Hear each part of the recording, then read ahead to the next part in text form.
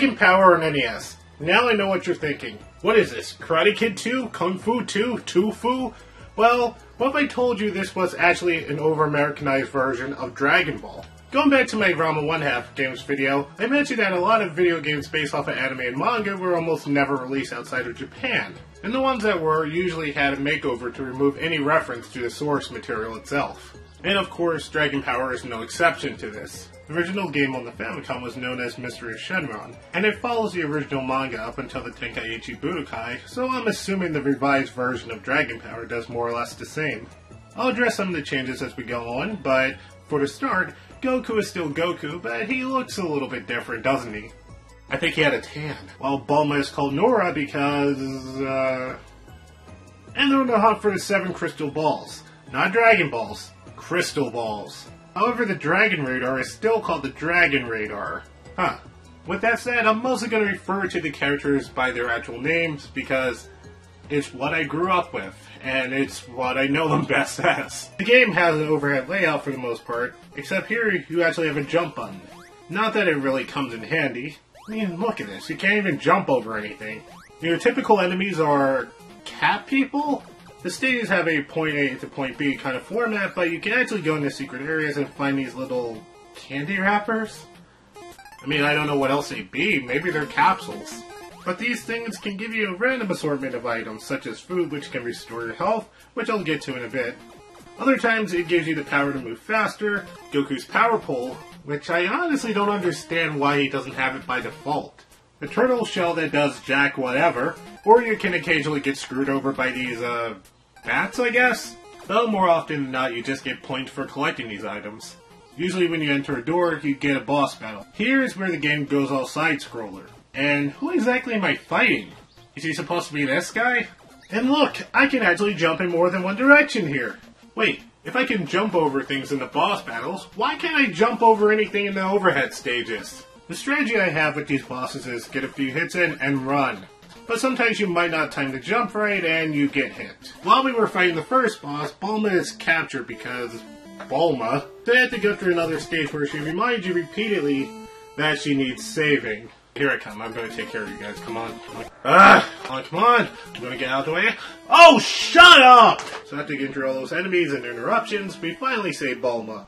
And we have another boss battle who looks a lot like the first one, just different colors, because creativity. If you use the strategy from the first boss, you're pretty much good here. But then Bulma says it's time to,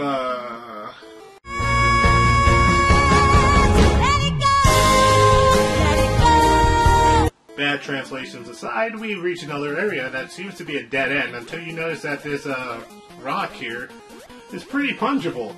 And it happens to be Turtle? So just like in the regular story, we had to go and save him and, I died? No extra lives? So, it turns out the timer is actually connected to your health. And by that I mean every time you get hit, it goes down dramatically. I'm not against a game having a time limit, but why is it set up in such a way?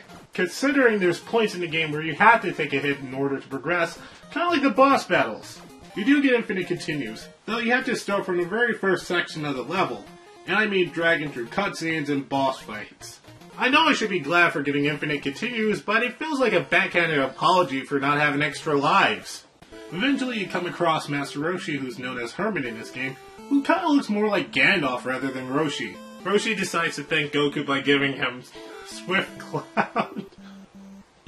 Oh, these names are great, aren't they? So Bulma decides she also wants something from Master Roshi, and I'm gonna say this right now.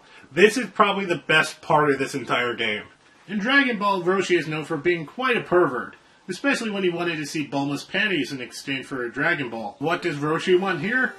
Sandwiches. Turtle seems offended by it for some reason, and why do you and Herman want it? What? Isn't Master Roshi called Herman in this game? I mean, unless there's another one I'm not aware about. In the second stage, we're trying to find Oolong, who's called Pudgy, because I guess they can't use the word Porky. In order to find Oolong, you have to travel through all these houses in the village, and I assume he's hidden in one of these, statues? And hitting one of these statues pops out a maid. That seems random. Well, I guess if I keep punching more... What is that? What is that? Oh, okay. I'm out of here. Not again! When I first played this stage, I'd gotten pretty lost and shut the game off out of frustration. I mean, where is Oolong?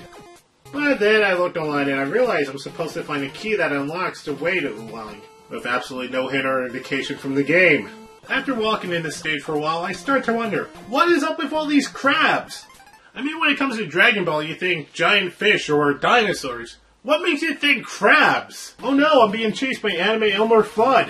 So instead of a boss battle, we get a hide-and-seek kind of yeah, I found him already. We find out that he's not a pig, but he's a child. I'll tell you, that's some deformity right there. At the third stage, we're introduced to Yamcha, Launcher. As much as I found Oolong's stage to be tedious, this is where I get angry the most! The objective of this stage is to recollect the 5 Dragon Balls that were stolen, and it's harder than it should be. It seems that to collect 3 of them, you have to do the hide-and-seek kind of style stages. And the rest you have to find a way to unlock the doors in order to access them. Meanwhile, the overhead stage has some horrible enemy placement, including Yamcha shooting at you, Puar tossing bombs, and landmines! And when it comes to areas like these, all I can say is slow down hell! Remember how I complained about the jump button not being able to get over obstacles earlier?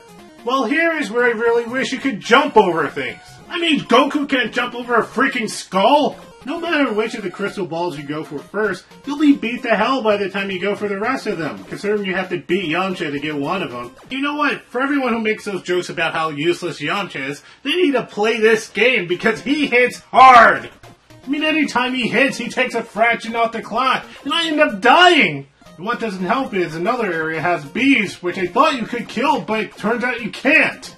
And nothing aggravates me worse than making progress only to start back from scratch! If I had a second chance at him, I'd probably beat Yamcha, but no! I'm usually almost out of health every time I reach him! I can keep trying to get extra time or power pulls from these mini items, but I end up getting useless items that increase my points! I mean, yeah, I totally don't care that I'm about to die, I just want to get that high score!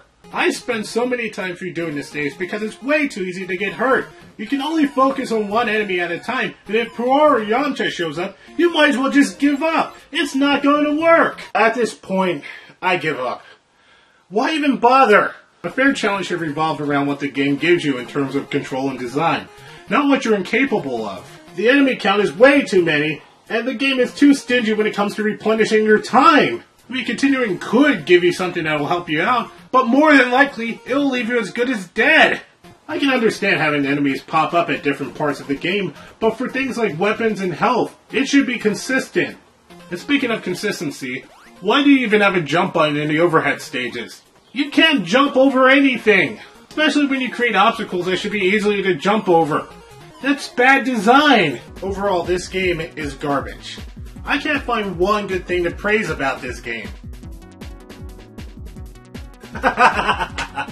Okay, except for that. While it's not the worst Dragon Ball game, it comes pretty close. And considering that Ultimate Battle 22 in the Legacy of Goku games, or sagas, comes in mind, that's saying a lot. But that's for another day. So, until the next video, catch you later.